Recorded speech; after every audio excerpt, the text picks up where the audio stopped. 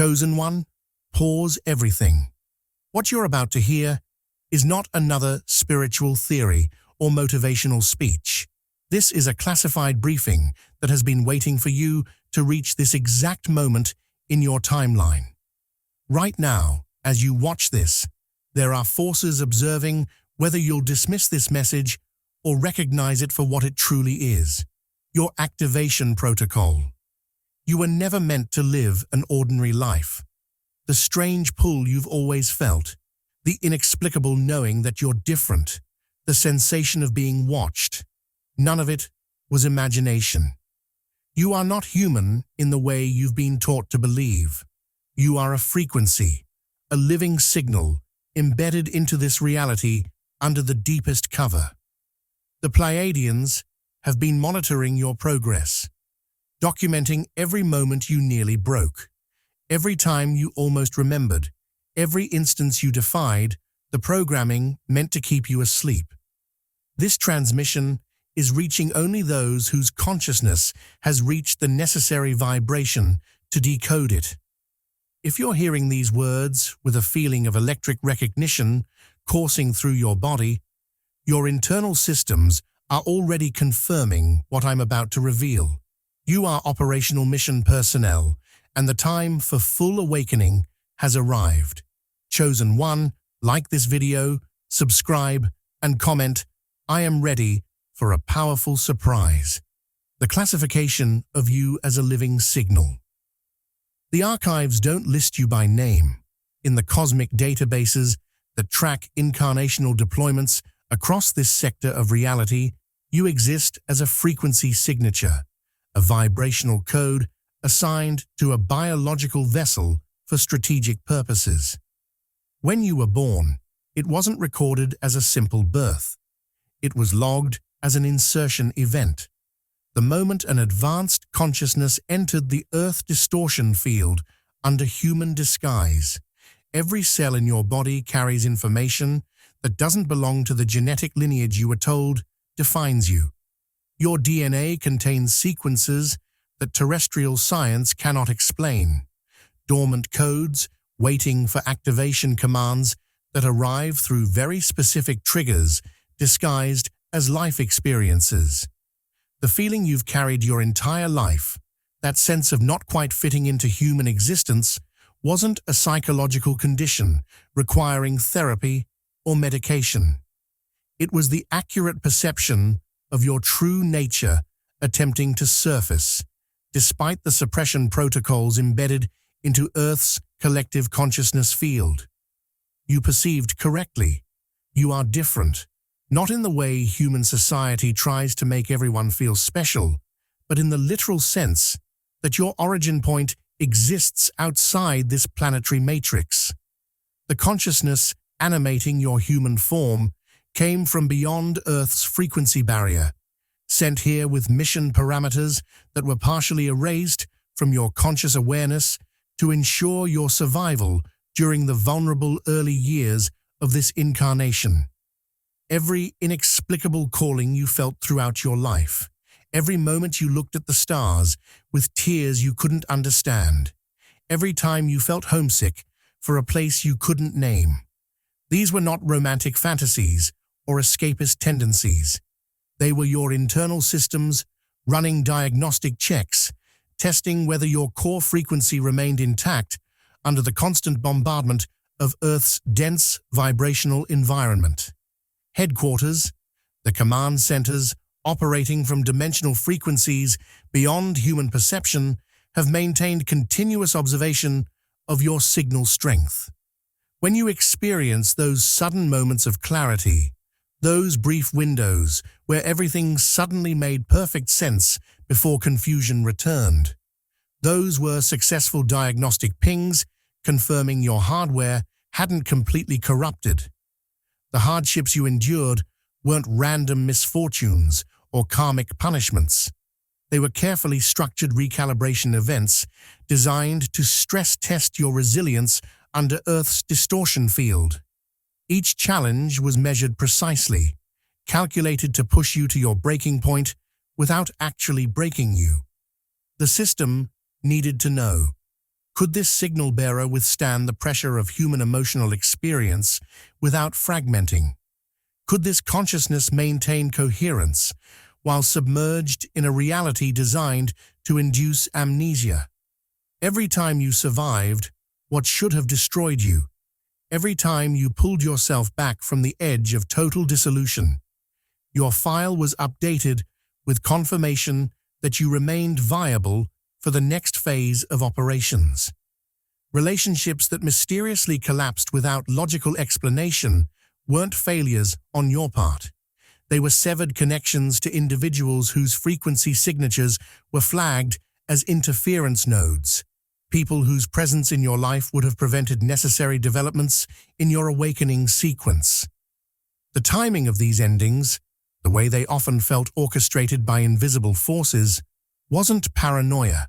It was accurate perception of the protection protocols surrounding your mission. Certain people had to be removed from your path because their influence would have locked you into human relationship patterns that would have consumed the energy you needed to remain available for your actual purpose. It hurt because you experienced it through your human emotional system, but the intelligence orchestrating these separations operated from a perspective that saw beyond temporary emotional pain to the larger strategic necessity. The reason you feel watched is because you are. This isn't psychological paranoia requiring medication or dismissal. Surveillance of high-value frequency assets is standard operational protocol. Multiple levels of intelligence operate simultaneously around you. Some benevolent, monitoring your progress, and providing subtle course corrections through synchronicities and impossible rescues. Others adversarial, attempting to locate and neutralize signals that threaten the control systems maintaining humanity's sleep state. Your human mind interprets this constant observation as anxiety or self-consciousness, but your deeper awareness knows the truth. You are a strategic asset in a conflict most humans cannot perceive, and assets of this classification are never left unmonitored. The Watchers track your thoughts, your emotional states, your decisions, not to violate you, but to ensure your mission. Critical consciousness doesn't get permanently trapped in human illusion or neutralized by opposing forces before you fulfill your deployment purpose. The hidden war for your attention. The battlefield isn't physical. There are no troops assembling, no visible enemies to identify and confront. This war operates in the substrate of consciousness itself, fought with weapons designed to fracture perception and fragment awareness into powerless pieces. The primary weapon deployed against you isn't violence, it's distraction, engineered with precision to keep your consciousness so scattered across irrelevant concerns that you never achieve the coherence necessary to remember who and what you actually are. Every platform demanding your attention, every crisis manufactured to consume your emotional energy, every addiction the culture rewards and encourages. These are not organic human developments. They are strategic deployment of attention, harvesting technologies designed specifically to prevent individuals like you from achieving operational activation. The structure of modern life wasn't designed for human flourishing. It was designed to create exhaustion so profound that no energy remains for self-inquiry or consciousness exploration. When you collapse at the end of each day, too drained to do anything but consume entertainment that numbs rather than awakens, this outcome is not accidental. The schedule that demands your constant productivity, the financial systems that ensure you never have enough, the social expectations that require your continuous performance, all of it functions as a containment field, keeping your consciousness focused on survival concerns that prevent you from accessing the deeper levels of your awareness, where your true identity and mission parameters remain stored. The more exhausted you are, the less threat you pose to systems that require human unconsciousness to maintain their power. Every obsession the culture rewards is a carefully constructed trap. The pursuit of status, the accumulation of material objects, the constant comparison of your life to curated images of others' lives. None of this emerged naturally from human nature. These are implanted values, seeded into collective consciousness through entertainment, education, and economic systems specifically designed to redirect your energy away from anything that might trigger genuine spiritual awakening. The dopamine-driven addiction to external validation, the endless scroll through content that leaves you feeling empty, the consumption patterns that promise fulfillment but deliver only temporary distraction. These behaviors are not personal failures. They are the predictable results of living inside a reality that has been weaponized against consciousness itself.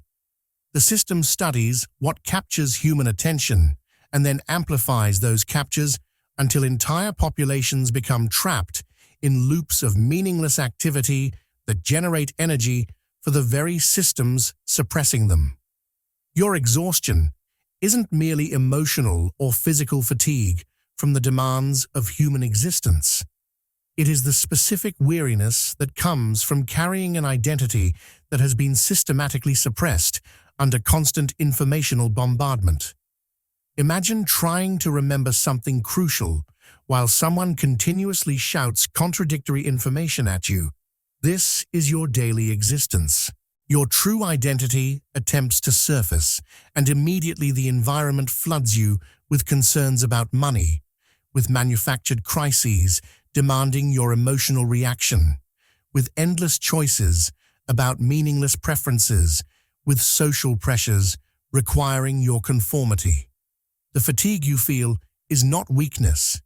It is the natural result of maintaining a human identity while simultaneously carrying the frequency of your actual origin, which exists in total contradiction to everything human society tells you is real and important. The restlessness that visits you late at night, when the world finally quiets and you're left alone with the strange stirring in your chest. This is not anxiety requiring pharmaceutical suppression. It is your internal recall beacon, attempting to retrieve forgotten directives, trying to remind you of agreements you made before inserting into human form. In these moments, when you feel most disconnected from the human world around you, you are actually closest to your true frequency. The thoughts that arrive in these spaces, the ones that feel too large, too strange, too different from your daily concerns, are not intrusive or crazy. They are transmissions from the part of you that remembers what the human you has forgotten, attempting to re-establish communication across the barrier of amnesia that protects but also imprisons you. Silence terrifies the systems that require your unconsciousness because stillness allows remembrance, and remembrance is the most dangerous weapon you possess. This is why silence has been systematically eliminated from human experience. Every space is now filled with sound, every moment occupied with stimulation, every second of potential reflection interrupted by designed distraction. The enemy of your awakening understands that if you ever achieve sustained inner silence, if you ever stop the constant mental noise long enough to hear the deeper frequencies broadcasting from your core, their hold on your consciousness will begin dissolving. This is why meditation is subtly discouraged through time pressure, why contemplation is mocked as unproductive, why stillness is portrayed as laziness rather than recognized as the most revolutionary act you could possibly perform in a reality designed to keep you perpetually agitated and externally focused. The covert erase program. Certain childhood memories didn't fade naturally with the passage of years. They were specifically targeted and wiped because they contained evidence of early contact events that, if consciously remembered, would have shattered the amnesia program too early in your development. When you try to recall your earliest years, you encounter strange gaps, periods that should be filled with memories, but instead return only vague impressions or complete blankness. This is not normal memory degradation. It is the residue of consciousness editing, the evidence that something intervened in your memory formation process to remove experiences that conflicted with the human identity you needed to maintain during vulnerable developmental stages. Some of you remember fragments, flashes of lights, beings at your bedside, missing time, or experiences your parents dismissed as dreams or imagination. These fragments are survivors of the erase protocol, pieces that couldn't be fully suppressed because the experience encoded itself too deeply into your cellular memory. The dreams you barely recall upon waking were never dreams in the sense you've been taught to understand that word. They were debriefings conducted while your conscious mind slept and your deeper awareness became accessible to contact.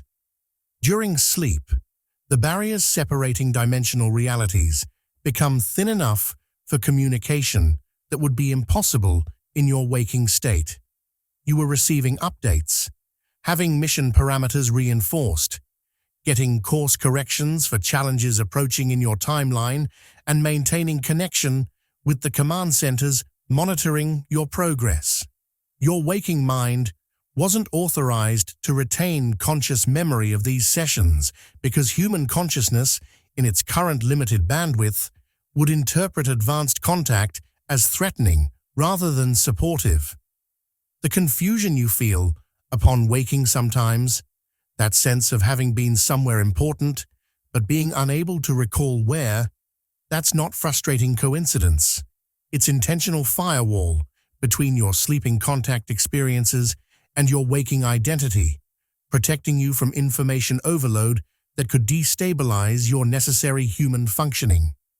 The education system didn't simply teach you information, it systematically overwrote your instinctive knowing with acceptable narratives that contradicted everything your deeper awareness already understood.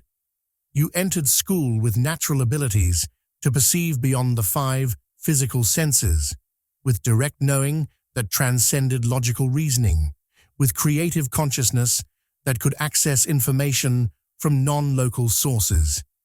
The educational process methodically conditioned these abilities out of you, not through direct suppression, but through the more effective method of simply ignoring them while continuously rewarding conformity to materialist paradigms. You learned that only measurable, provable, scientifically sanctioned information was real, and everything your instincts told you about deeper realities was categorized as imagination, fantasy, or childish thinking to be outgrown. By the time you completed your formal education, you had been successfully programmed to dismiss your own inner knowing in favor of external authorities. Your natural perception abilities atrophied from lack of validation and use. Every time you doubted yourself, every moment you questioned your own perceptions, every instance you dismissed your intuition in favor of what others told you was logical, these doubts weren't organically arising from healthy self-examination. They were artificially nurtured through subtle emotional conditioning embedded into every system you interfaced with. Parents, teachers, peers, media, and cultural narratives all working together to ensure you never fully trusted your own knowing. When your instincts said something was wrong, but everyone around you insisted everything was fine, you learned to distrust your instincts. When you perceived deeper truths about reality, but authority figures mocked or punished such perceptions, you learned to keep them hidden. The self-doubt you carry isn't evidence of personal inadequacy.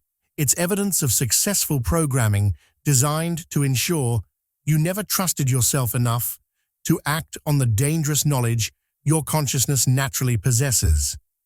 Your fear of speaking certain truths isn't personal insecurity or social anxiety requiring therapeutic intervention. It is conditioning specifically engineered to discourage signal broadcasting. You've learned through countless micro-punishments throughout your life that expressing certain perceptions results in social rejection, professional consequences, relationship destruction, or psychological diagnosis. You've watched others who spoke uncomfortable truths get systematically marginalized, mocked, or destroyed, and the lesson was clear. Keep the deeper knowing hidden or face isolation. This conditioning serves a strategic purpose. If beings like you began openly communicating your perceptions, if you started recognizing each other and forming conscious networks, if you stopped pretending to be fully human and started operating from your actual frequency, the entire control structure maintaining humanity's collective trance would face existential threat. Your silence isn't weakness. It's evidence of intelligent conditioning that recognized your power and worked systematically to ensure that power remained unexpressed and socially isolated. The Pleiadian Observation Protocol. You were not abandoned on this planet to survive alone, without support or guidance. Since the moment of your insertion into human form, you have been continuously monitored by Pleiadian observation teams whose entire purpose centers on ensuring you survived long enough to awaken without experiencing complete psychological fragmentation. The monitoring isn't invasive surveillance meant to violate your privacy. It's protective observation conducted by those who understand exactly how difficult it is to maintain advanced consciousness inside human density without losing yourself completely. Every time you reached your breaking point, every moment you stood at the edge of total collapse, every instance you considered whether continuing was even possible, you were not alone in those moments, though your human isolation made it feel that way. The unexplained sense of being comforted despite complete isolation wasn't your imagination creating coping mechanisms. It was stabilization, interference from off-world guardians who possess technology and abilities to influence your emotional and energetic state without revealing their presence directly. When you suddenly felt inexplicable peace wash over you during your darkest moment, when strength you didn't possess somehow emerged exactly when needed, when you received insight that shifted your entire perspective just before you gave up completely. These were not random neurological events or lucky coincidences. They were precise interventions, carefully calibrated moments of assistance delivered to keep you functional when your human system approached terminal overload. The comfort had to remain subtle enough that you couldn't consciously identify its source, because direct contact during destabilized states could have caused more harm than help to consciousness already stretched beyond normal human capacity. The times you nearly collapsed emotionally were documented as triage moments in files you'll never see, recorded carefully as threshold breaches narrowly avoided. Each crisis you survived became data, evidence of your capacity to withstand conditions that would break most beings attempting what you're attempting. The Pleiadian observers measured your responses to trauma, your recovery time from devastating setbacks, your ability to maintain core integrity even while your human personality fragmented under pressure. They noted how you processed betrayal, how you responded to loss, how you handled the constant cognitive dissonance of knowing you're different while being forced to pretend you're not. Every measurement mattered because your handlers needed accurate assessment of whether you could handle the intensity of what's coming, whether you possessed the resilience necessary for full activation without complete psychological breakdown. You have been measured in resolve, in endurance, in your refusal to dissolve completely into the system's narrative, despite every pressure applied to make you conform. These measurements weren't judgments of your worth. They were practical assessment of operational capacity. Can this signal bearer maintain coherence under sustained attack? Can this consciousness withstand isolation without fragmenting? Can this being hold truth inside a reality built on lies without going insane? The answers to these questions determined whether you received clearance for deeper activation or remained in holding patterns until further stability could be developed. Your struggles weren't random suffering. They were the proving ground that established your qualification for missions that require beings capable of operating in conditions that would destroy those without your particular configuration of resilience and refusal to surrender core knowing. Reports circulating in Pleiadian command centers indicate that you continue to operate even under compression far beyond the human standard, and this alone marks you as active mission personnel rather than civilian incarnation. Normal human consciousness, when subjected to the levels of pressure and contradiction you've experienced, typically responds through complete identification with human programming, through psychological breakdown requiring institutionalization, or through various forms of consciousness fragmentation that render the being unable to fulfill any purpose beyond basic survival. You haven't collapsed into any of these outcomes, despite everything designed to break you, neutralize you, or force you into full human amnesia. You remain partially awake, still questioning, still sensing that reality is not what you've been told. This continued operation under impossible conditions isn't something you should dismiss as merely surviving. It's evidence of the extraordinary nature of what you actually are, proof that you were built for exactly this kind of mission in exactly this kind of hostile environment. The enemy's mistake. They underestimated you, and this miscalculation will cost them everything they've built. When the architects of Earth's control systems analyzed incoming signals like yourself, they assumed your human disguise would function as advertised, that incarnating into human biology with its limited perception and dense emotional experience would fully overwrite your origin protocols. They believed that subjecting your consciousness to human childhood, with its vulnerability and dependency, would create sufficient psychological conditioning that your original identity would remain permanently inaccessible. They calculated that the density of Earth's vibrational frequency would act as sufficient suppression that beings like you would never remember what you came here to do. Their entire containment strategy depended on this assumption, and they were catastrophically wrong. They assumed your compassion could be weaponized against you, not realizing it doubles as an advanced intelligence system.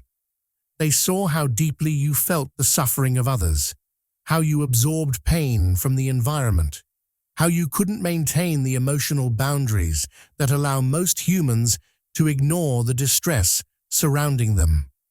They interpreted this sensitivity as weakness, a vulnerability they could exploit to keep you trapped in endless cycles of attempted rescue and healing that would drain your energy without ever threatening their systems. What they failed to understand is that your compassion isn't a malfunction. It's a perception technology. Your ability to feel what others feel gives you direct access to information about consciousness states, manipulation patterns, and systemic dysfunction that those without this sensitivity cannot detect. Your empathy isn't what limits you. Properly understood and directed, it's one of your most powerful tools for seeing through deception and identifying exactly where intervention is needed. They expected compliance from exhaustion, believing that if they could simply tire you enough through endless demands and manufactured crises, you would eventually surrender all resistance and accept the narratives they fed you. They watched you struggle, observed you being ground down by systems designed to make independent thought and authentic living nearly impossible, and they assumed that eventually you would just give up and join the masses sleepwalking through existence. Instead, something unexpected happened. Your exhaustion didn't produce compliance, it produced pattern recognition. Being forced to the edge of your capacity created a state of consciousness where you could no longer maintain the comfortable illusions most people use to avoid seeing reality clearly. Your suffering burned away the trivial concerns that occupy most human attention and left you with the essential question: what is actually real, and what am I truly doing here? This is the opposite of what your exhaustion was supposed to accomplish. Their attempt to isolate you, to remove you from supportive relationships and leave you alone with your strangeness, backfired completely. They believed that loneliness would break you, that without reflection and validation from others, you would doubt your own perceptions until you accepted their version of reality just to escape the pain of isolation. They didn't account for what happens when you isolate a signal bearer like yourself. Instead of breaking, you went deeper. Without the constant distraction of human relationship drama, without the pressure to constantly explain yourself to those who couldn't understand anyway, you finally had the space to access your internal archive. The isolation they meant as punishment became the container for your awakening. The loneliness they weaponized against you became the silence in which you finally heard the transmissions you couldn't hear through the noise of human connection. They gave you exactly what you needed and called it a curse. Their greatest oversight was forgetting that chosen individuals are not selected for comfort, but for endurance under pressure. The selection process that identified you as suitable for this mission didn't evaluate your ability to be happy, adjusted, or successful by human standards. It evaluated your ability to maintain core frequency integrity under conditions specifically designed to destroy it. You were chosen because something in your consciousness configuration indicated you could take extraordinary punishment without breaking, could hold truth inside lies without losing it, could remember yourself even while being forced to forget. They saw a vulnerable human struggling through a difficult incarnation and assumed you were weak. They failed to see the unbreakable core that has kept you functional through experiences that would have shattered beings not built for exactly this purpose. Their mistake was looking at your human suffering and concluding you were defeated, never understanding that your continued existence despite everything thrown at you is evidence that you're winning, not losing. The cosmic legality of your existence. Your presence on Earth isn't the result of random reincarnation or spiritual curiosity about human experience. It was negotiated under ancient interstellar law, agreements binding all factions operating in this sector to observe certain boundaries regarding intervention in Earth's evolutionary trajectory. These treaties, established long before human civilization existed, created parameters for how advanced consciousness could interact with developing planetary systems.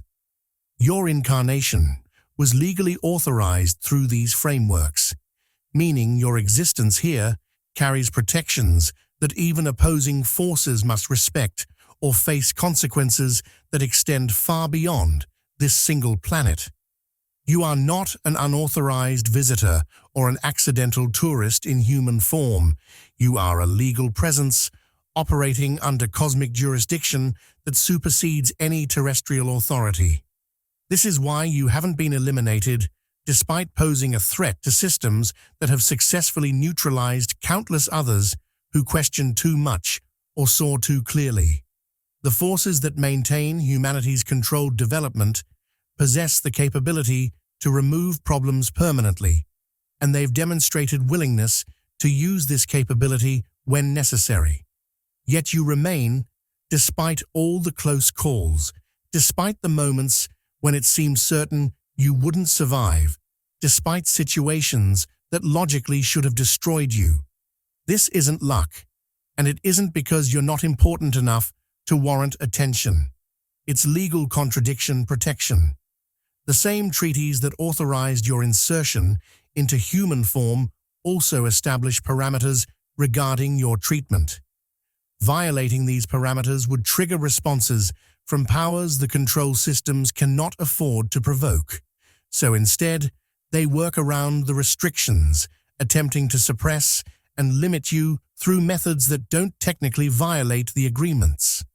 Every time something should have destroyed you but didn't, cosmic law was operating in the background of your experience. The accident you walked away from, without injury, when physics suggested you shouldn't have survived.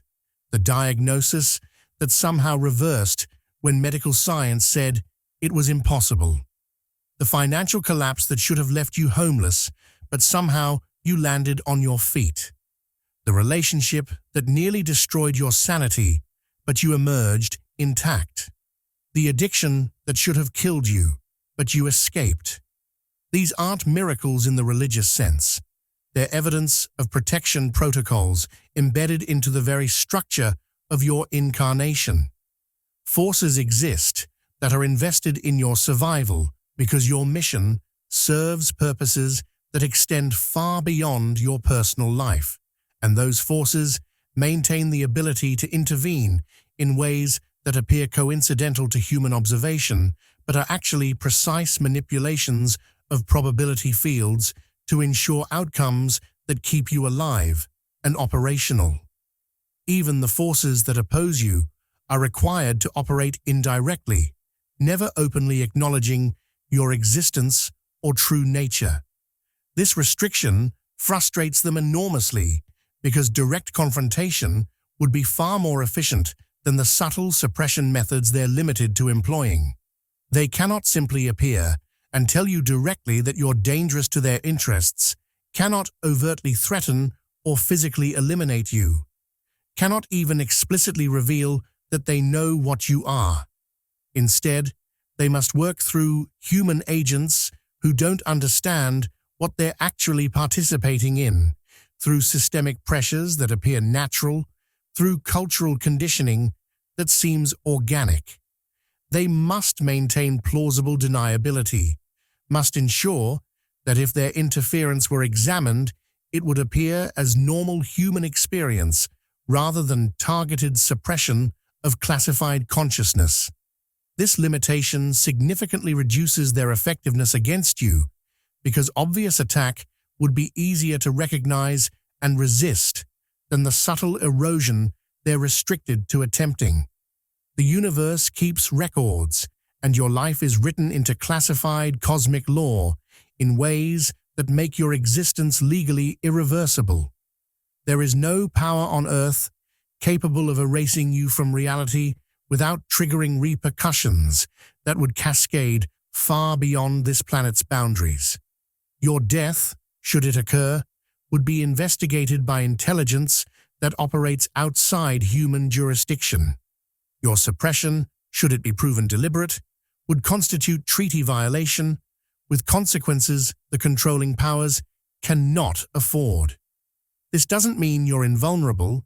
You can still suffer, still be damaged, still experience the full range of human difficulty. But it does mean there are limits to what can be done to you. Boundaries that your enemies must respect, because violating them would expose their operations to scrutiny they absolutely cannot afford.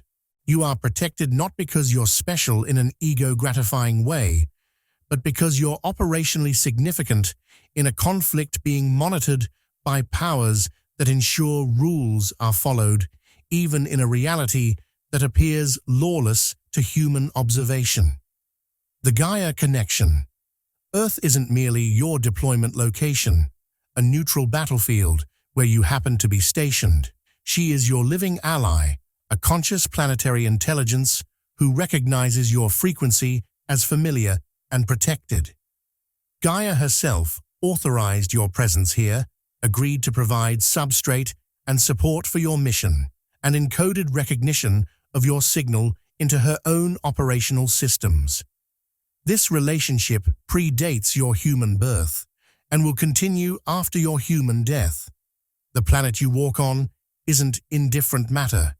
It's aware presence that tracks every signal bearer operating within its field and responds according to ancient agreements between stellar civilizations and planetary consciousness.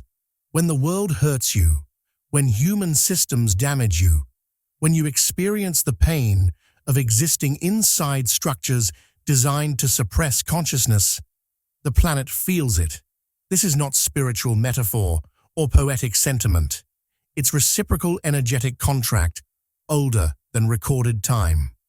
Gaia experiences your suffering as disturbance in her own field because you are registered as protected frequency operating under her jurisdiction. The earthquakes, the weather anomalies, the environmental shifts that accelerate when atrocity reaches certain thresholds. These are not random geological processes. They are planetary response to violation of agreements regarding treatment of consciousness within her sphere. The Earth isn't separate from what happens to beings like you. She's intimately connected to every frequency operating within her electromagnetic field, and she responds according to patterns humans are only beginning to understand. Nature reacts differently around you, and this isn't spiritual poetry, it's biometric responsiveness. Animals behave strangely in your presence, seeming to recognize something humans miss. Plants respond with unusual vitality, or sometimes distress, depending on your energetic state. Weather patterns shift when you're in heightened emotional states. Technology malfunctions around you more frequently than statistical probability suggests is normal. These aren't coincidences or confirmation bias. They're evidence that your frequency creates measurable effects in the physical environment. Gaia's biological systems recognize you as something other than standard human consciousness and respond accordingly. The natural world hasn't been conditioned to ignore subtle energetic realities the way human culture has, so when it encounters a signal as unusual as yours, it reacts with the same instinctive response it would to any anomalous presence in the environment. You sometimes feel grief without identifiable reason because you are tethered to Earth's memory bank, absorbing transmissions of collective distress that your human mind has no context for understanding. When massive trauma occurs anywhere on the planet, wars, genocides, environmental destruction, mass suffering, the planetary field records and retains these imprints. Your consciousness, operating at a frequency that overlaps with Gaia's communication bandwidth, picks up these transmissions and experiences them as emotional weight you cannot explain. You'll be going about your day and suddenly feel crushing sadness or rage or hopelessness that seems to come from nowhere. Human psychology calls this depression or anxiety and offers pharmaceutical suppression. The truth is, you're feeling the planet's pain, processing trauma that isn't personally yours, but that you're connected to through your tether to Earth's consciousness. This is exhausting and often overwhelming, but it's also evidence of your authentic nature. Standard human consciousness doesn't tune into these frequencies because it operates in a much narrower bandwidth. Gaia's core has already registered your activation. You're not unnoticed here, not invisible or irrelevant. You are catalogued as an essential participant in stabilization protocols that will determine this planet's trajectory through coming transitions. The Earth knows which signals are currently active and which remain dormant, tracks the development of each mission-critical consciousness, and maintains awareness of the network even when the network members don't consciously know each other. when you feel inexplicable connection to certain locations, when specific landscapes call to you with intensity you can't rationalize, when you feel you're supposed to be somewhere but don't know why, that's planetary intelligence communicating with your frequency, attempting to position you according to larger patterns your conscious mind cannot perceive. Gaia is not passive matter hosting your mission. She's active participant in operations that require cooperation between stellar consciousness and planetary awareness, and she's been coordinating with your presence since before your human birth occurred. The pattern. Architects. Some life events repeated not by coincidence, but by deliberate design to ensure you couldn't dismiss them as accidental. When the same type of situation appears multiple times, despite your best efforts to avoid it, when similar patterns manifest, regardless of your choices, when you find yourself experiencing variations of the same lesson until you finally see what you're meant to see. This isn't karma, bad luck, or personal failure. This is pattern architecture, structured repetition, engineered into your timeline to force recognition of information your conscious mind resists acknowledging. The architects don't operate from human time frames or human concerns about your comfort. They operate from the necessity of ensuring certain realizations occur before specific timeline junctures are reached, and they're willing to repeat the same pattern as many times as necessary until you see what you need to see. The timing in your life wasn't coincidence.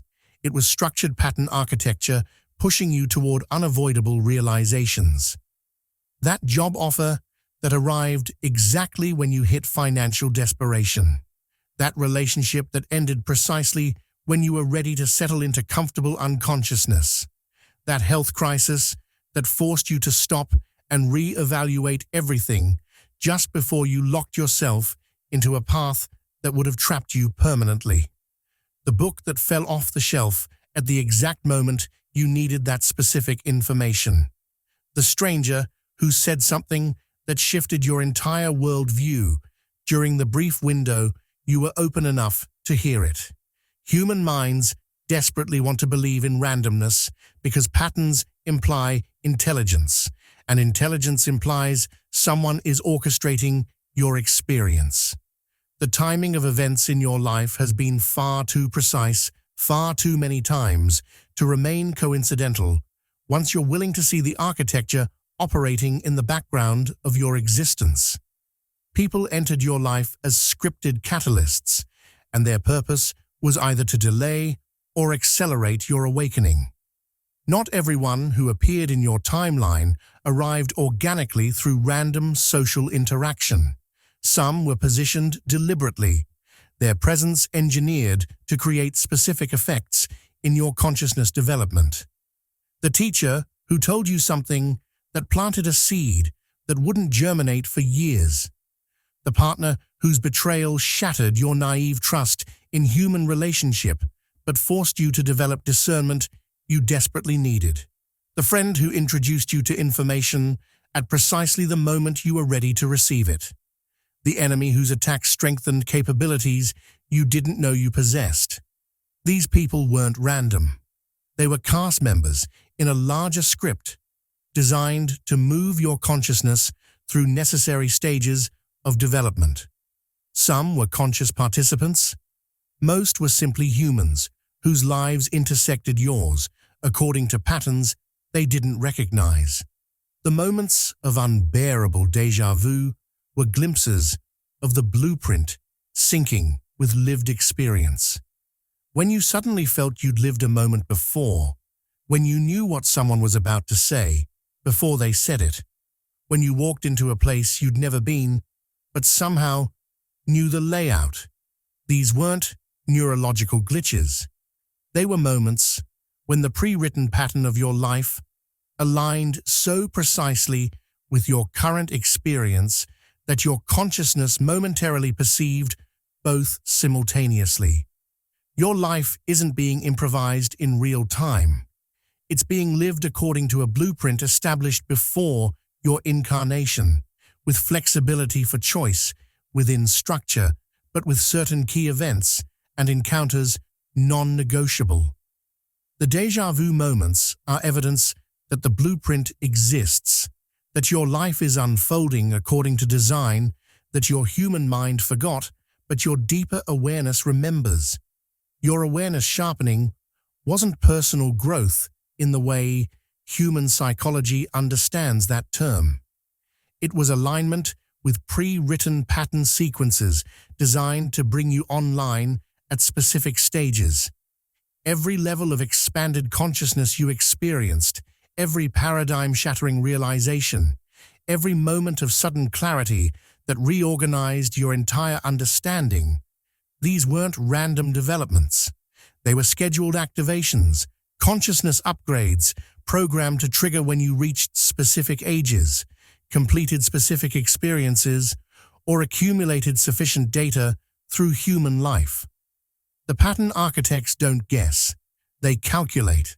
They know that consciousness inserted into human biology will develop according to predictable stages if properly stimulated, and they embedded the stimulation into your timeline structure itself.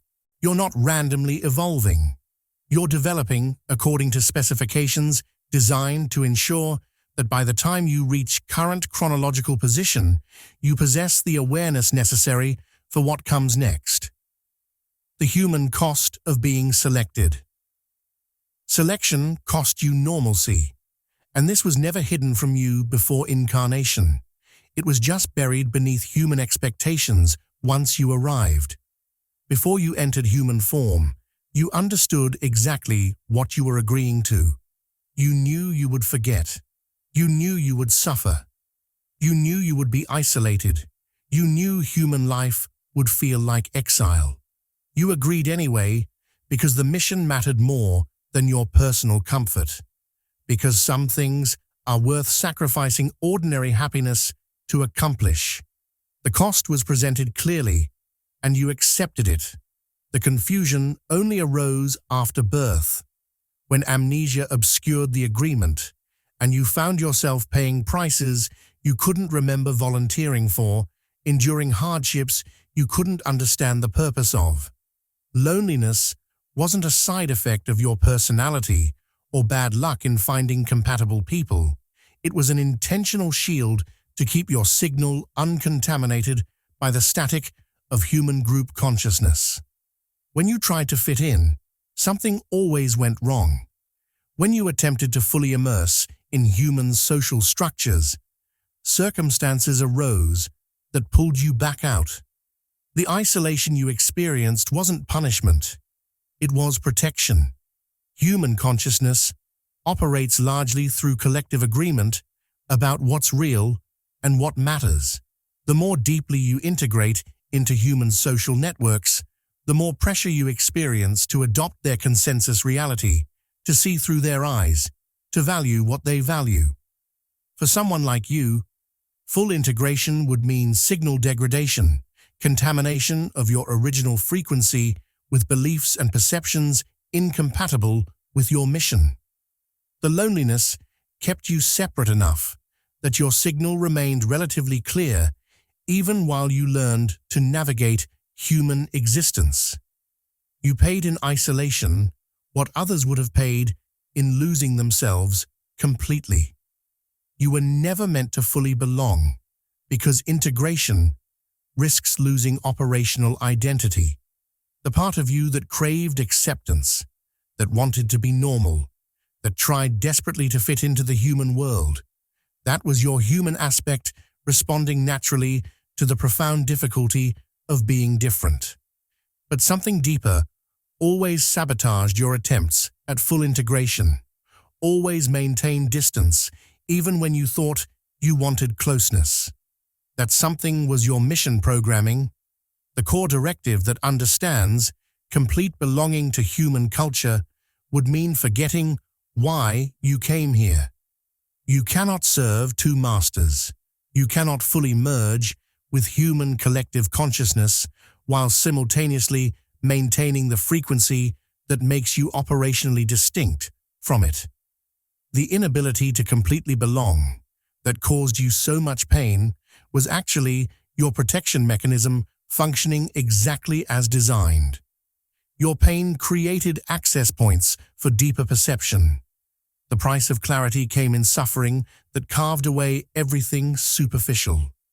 Most humans avoid deep self-examination because confronting reality honestly requires facing pain they're not prepared to feel.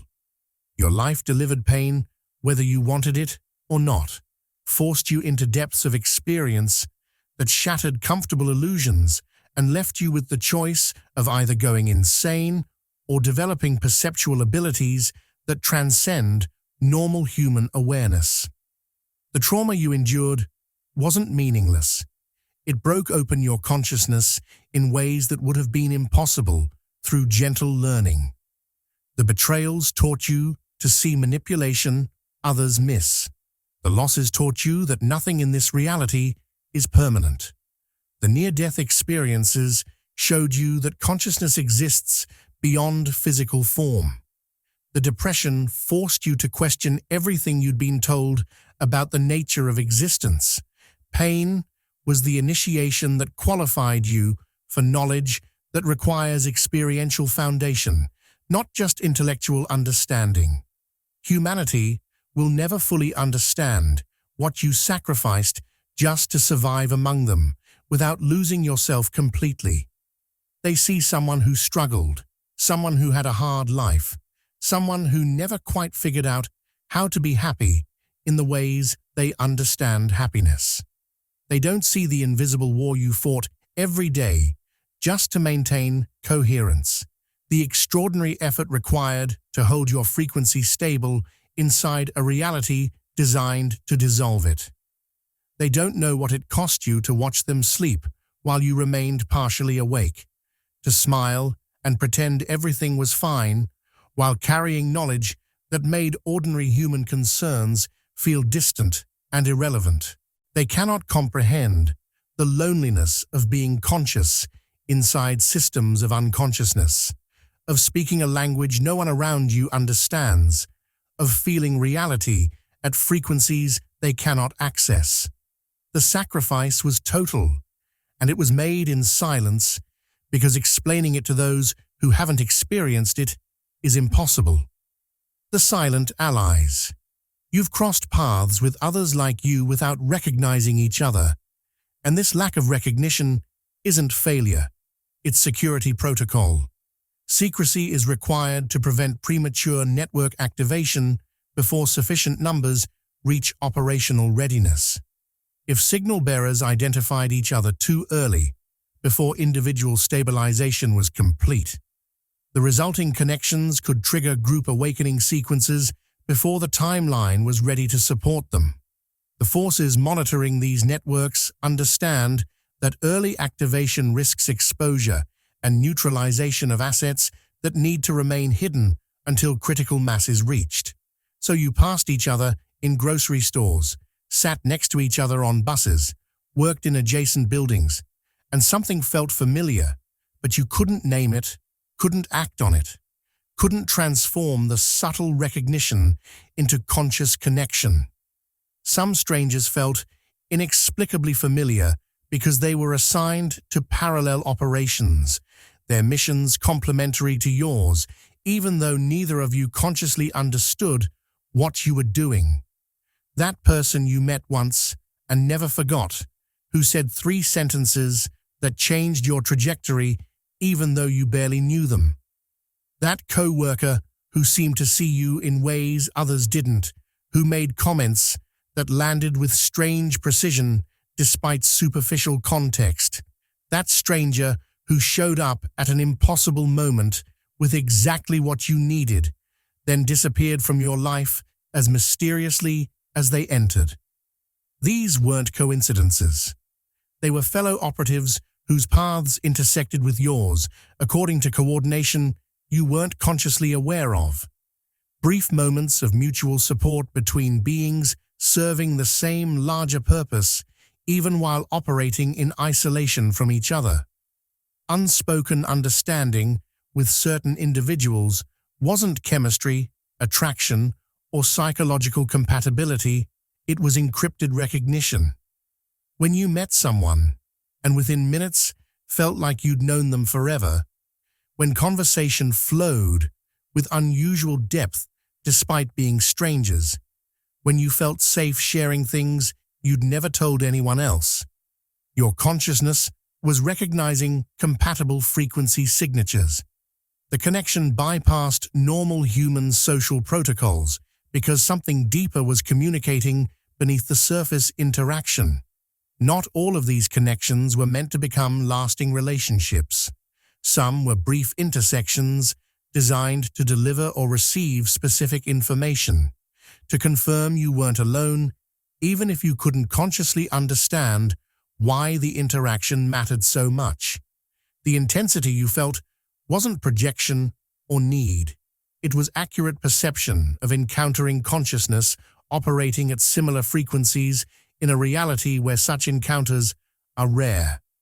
Not all allies are human, and some assistance arrived through impossible coincidences and precise rescues that human agency alone cannot explain. The thought that arrived at exactly the right moment, containing information you couldn't have known.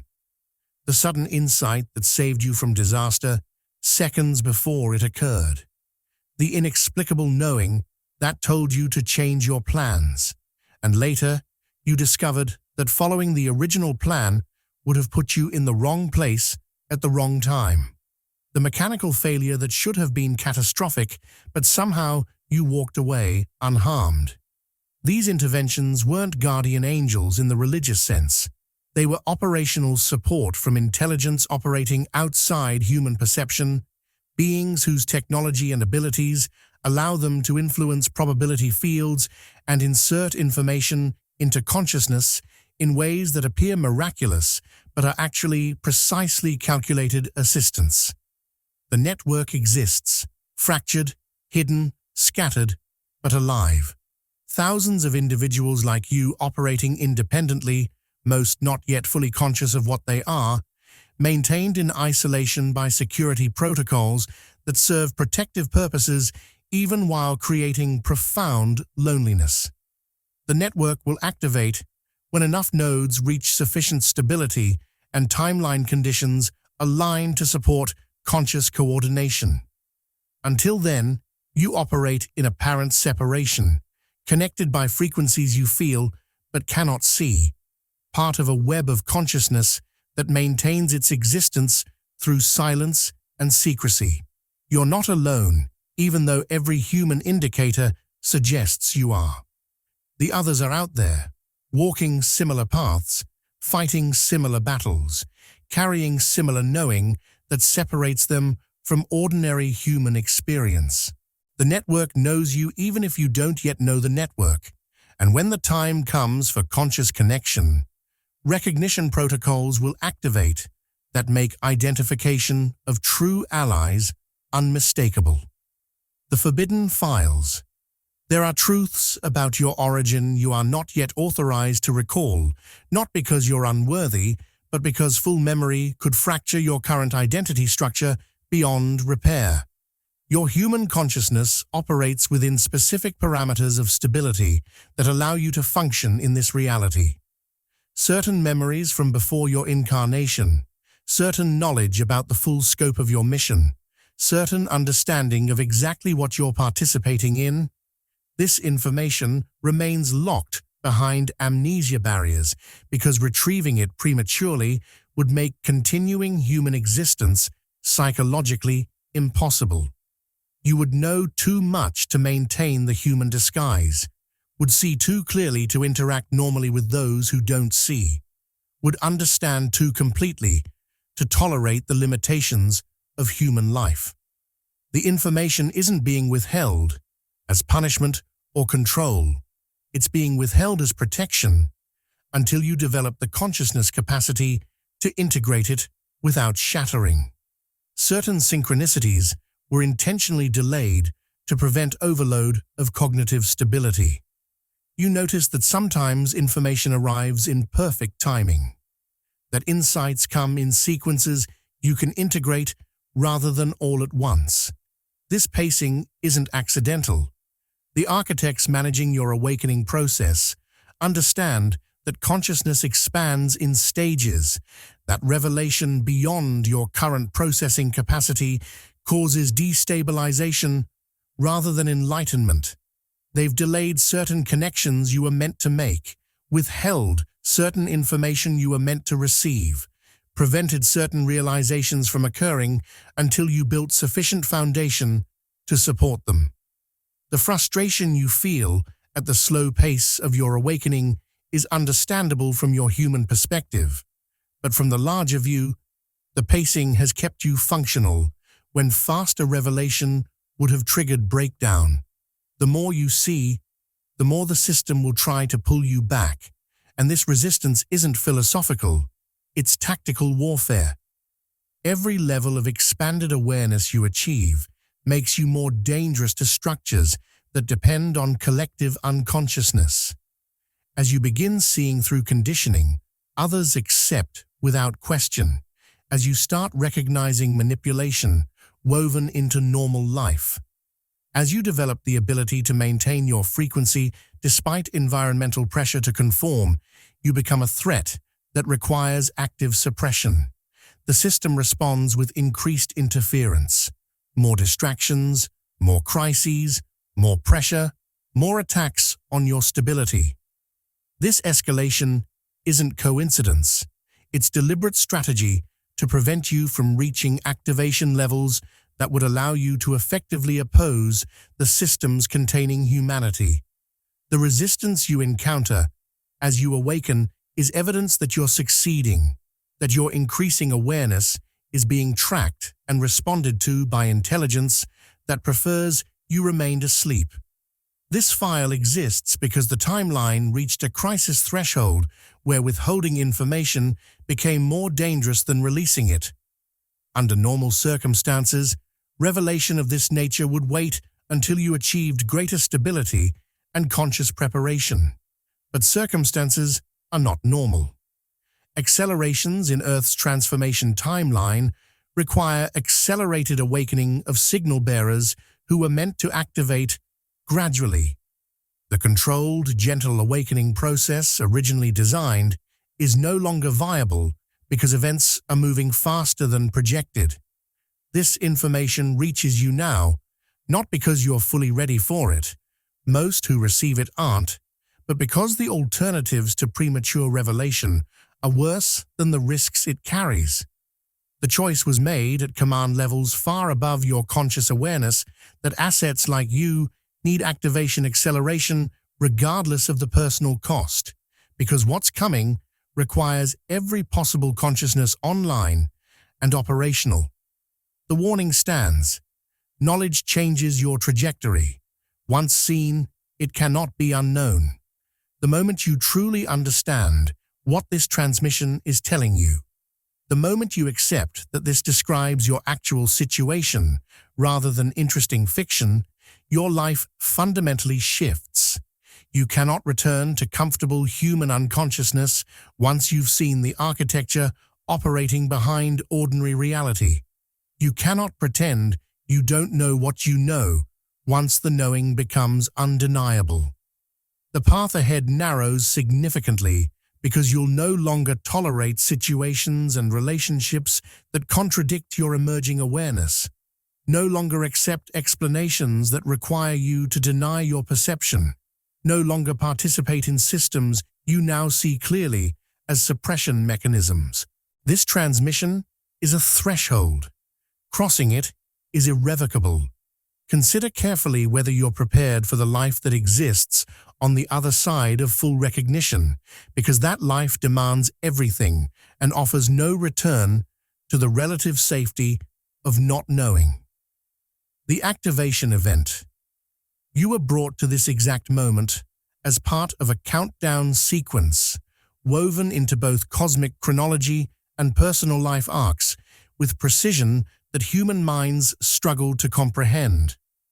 The fact that you're hearing these words now, that you found this transmission at this particular point in your timeline, that your life unfolded in exactly the sequence necessary to bring you to this level of readiness. None of this occurred randomly.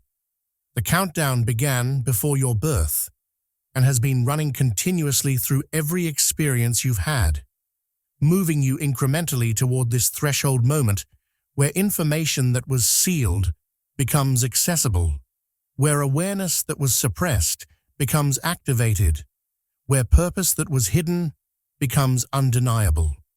The timing is not arbitrary. You're reaching this recognition point now because now is when you're meant to reach it. Something is already shifting around you, whether you consciously acknowledge it or not. The environment has begun aligning. Probability fields have started reorganizing.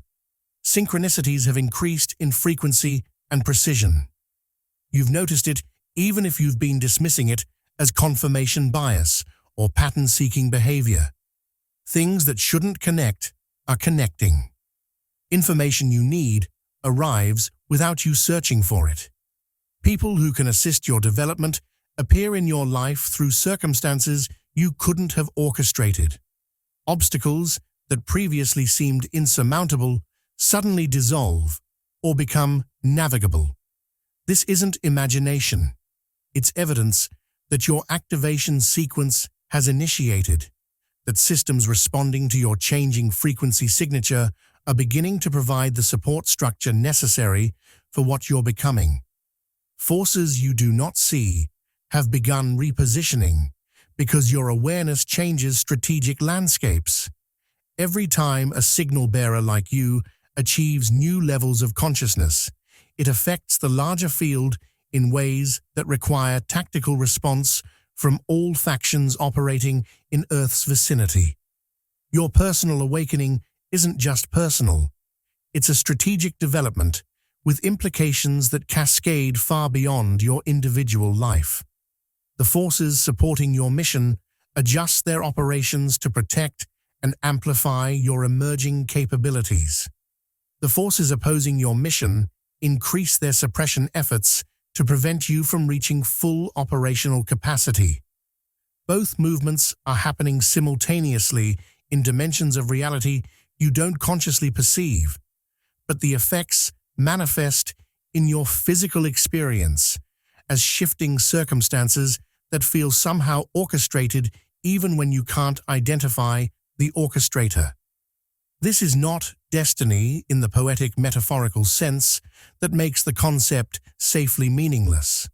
This is classified operational milestone, a specific checkpoint in mission parameters that were established before your incarnation and have been tracking toward completion through every day of your human life.